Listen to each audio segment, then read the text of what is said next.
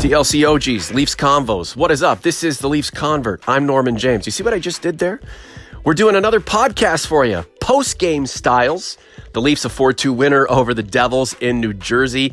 Nice return for Zach Hyman. John Tavares, 2 grapes, 1 apple. Mitch Marner back on the score sheet with a goal and an assist. The Hyman effect in full effect. The Jake Gardiner effect, unfortunately doing its thing. And William Nylander, a better game than most people saw.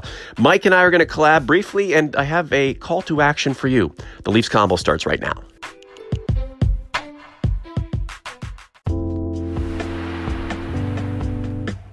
And here he is, the one and only Michael Piaggello. Good morning, Mike. Good morning, Norm. How are you? Not too bad whatsoever. I hope you're doing okay in Buffalo snow. The Leafs seem to be all right in New Jersey. A 4-2 winner over the Devils. Zach Hyman, what a return for him. Yeah, for all those who have been critical about Zach Hyman over the years, I want that game to be etched in their memory because, not that he's going to be as effective every game, but his role as a guy who goes in the corners, digs out the puck, and gets it to, maybe the more talented members of his line is really a key piece to this team. And I honestly said on Twitter yesterday, I think this team needs 2 or 3 more Zach Hymans because they need guys on other lines who can do the same thing. He was very important yesterday. He helped on the Tavares' goal, and I loved what he did on the Marner empty netter where he basically blocked Kyle Palmieri from getting to the puck.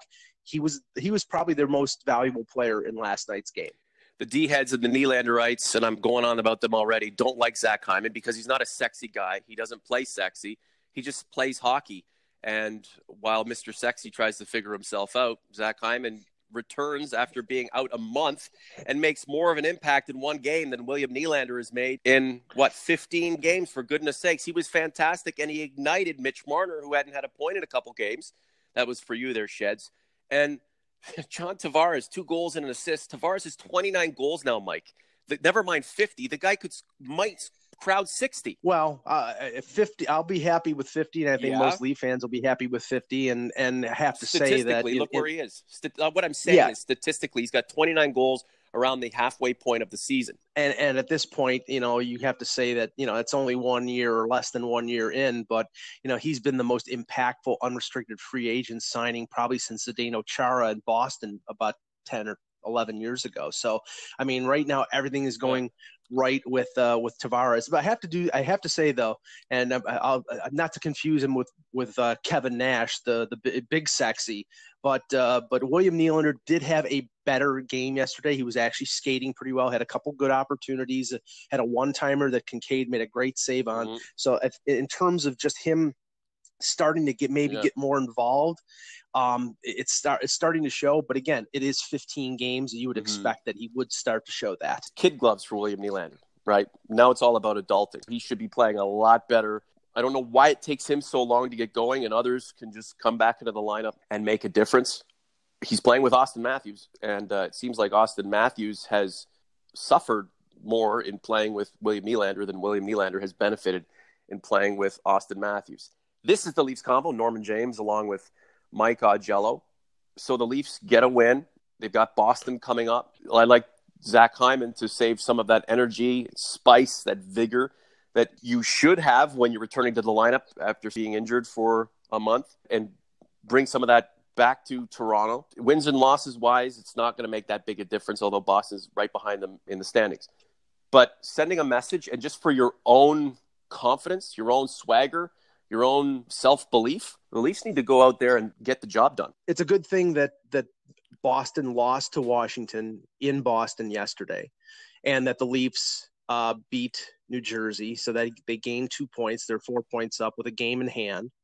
But yeah, I basically believe not that they have to send a message, not that they have to try to run the Bruins out of the building, but they really have to stand up for themselves against a team that has had the advantage on them in the playoffs. And, at many times during the regular season matchups, the 2 games in Boston, I thought that were 2 of the worst performances of the Leafs this season. they've won 15 games on the road, and probably their two worst road games were those two games at TD Garden. So now they have them at home where they beat them, I believe, 4-2, and they really have to sort of stand up and take it to them. But physically, I don't think they can do that, because you saw it last night. New Jersey took it physically to the Leafs. Travis Dermott got pushed into the boards by Brett Seney, I believe it was. And, that was the only thing that New Jersey had on the Leafs, was that they tried to sort of out-physical them, while the Leafs were much more quick and much more talented offensively. So the Leafs have to do that against the Bruins. You have to believe that Kyle Dubas is taking stock, what needs to be addressed, what seems like it's working.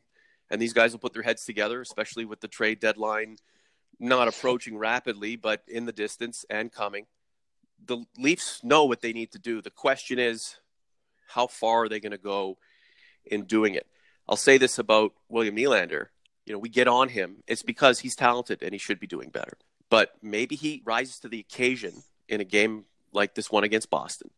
Maybe he slowly builds his game up to a point where his crescendo is the playoffs. Back to Boston real quick. The Leafs can't get mired in Boston's game. And I asked you this question yesterday because our last podcast was yesterday. By the way, folks, on the community platform, on the YouTube channel, I have a question for you, whether you like our convos more frequently but shorter, or infrequent but longer, or do you just not care? You want us to bring it? Go answer that question now. The Leafs can't play Boston's game. How do they get the Bruins to get sucked into the Leafs game and chasing the Leafs around? That's going to be tough, because you're talking about a very experienced, very disciplined team that doesn't get sort of pulled into that kind of exchange. I mean, they do have the talent, and maybe it's more likely in the regular season when you have Pasternak, Marchand, Bergeron. I mean, they have most everybody back, and they, you could possibly get them into a, tit for tat type of exchange, especially in Toronto, where I think the Leafs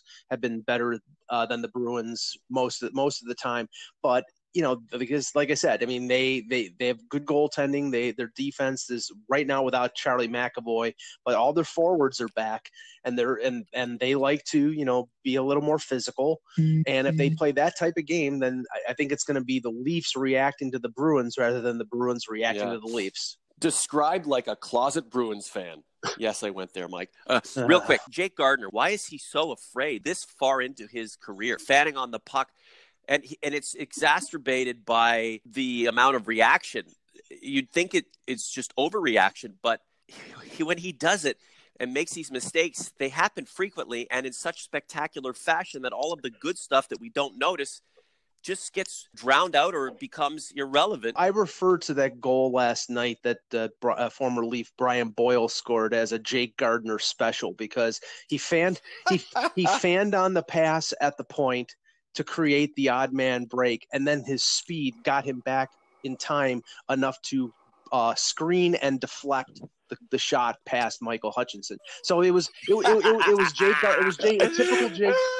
It was typical Jake Gardiner at both ends, and that's my problem. Like an 8-year NHL veteran should not be making those kind of mistakes. Now, it was a fan on a pass, and it wasn't, I guess, a pure giveaway.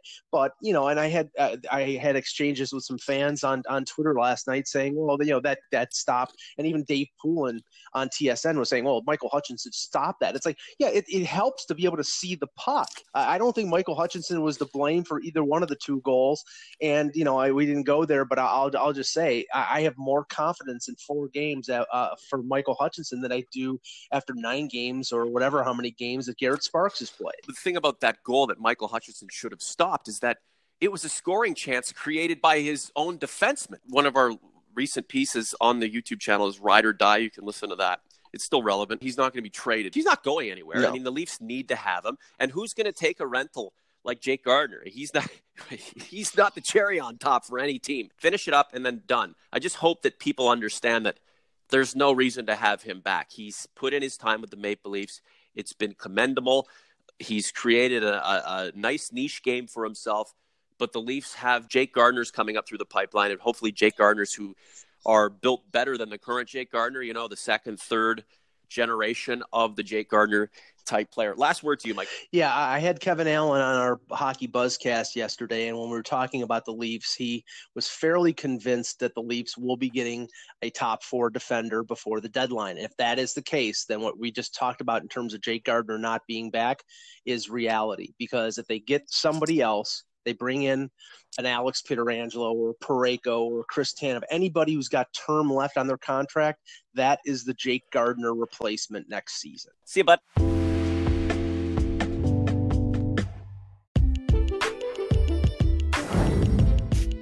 That podcast frequency poll is on the YouTube channel right now, listed under the community platform. Do you want to hear a lot of us, but in short bursts, or do you want to hear a lot of us in long form, but just not all the time? We need your say. For Mike Augello, I'm Norman James. The Leafs Convo is out.